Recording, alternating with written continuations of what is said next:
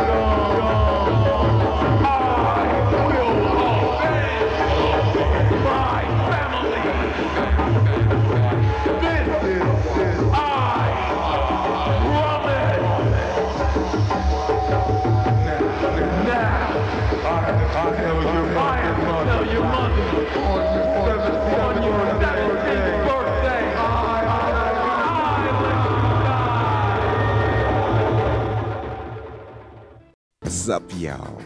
This is the Grim Reaper, your host for part 1 of historically the first African-American hip-hop kung fu movie, Birth of the Hip Hop Dynasty. Now, peep, our story begins before time itself, when the earth was just formed. The Creator had his angels form 2 things to help the human race in times of great unbalance. First, the Sword of Choice, and the other, the Rings of Change. Now, eons after these rings were created, a man in Africa found them. Now, at this time in Africa, there were many tribes, but they were divided by languages and traditions. Now, the holder of the rings possessed the power to change time and space, and he did, walking from tribe to tribe, teaching them martial arts and uniting them all in mutual respect for him. They became one nation, one United States. He called it Ethiopia. Hundreds of thousands of years later, a man known as the Professor found the Rings of Change.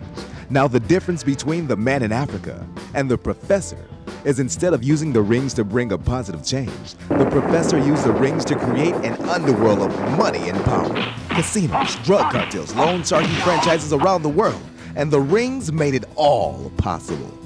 no one understood why the professor could not be stopped. But the spirit of the man in Africa could not rest.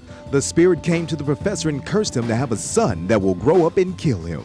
Kill him for his crime and also deliver the change that will balance the world. The change that will balance the world. Now the professor had 8 children, 7 daughters and 1 son. The mother of the young pit kidnapped him and took him to the other side of Milwaukee. Since then, the professor became obsessed with finding his son. But his son is now a man, but still has no clue of what's going on.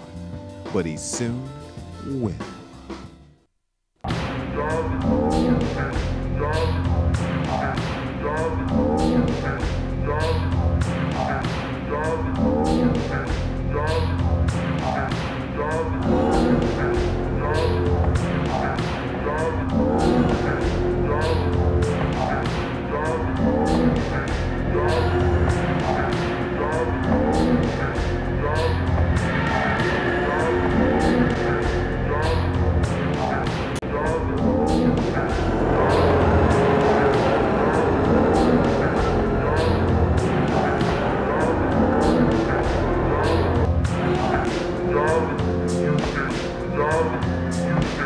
Dog.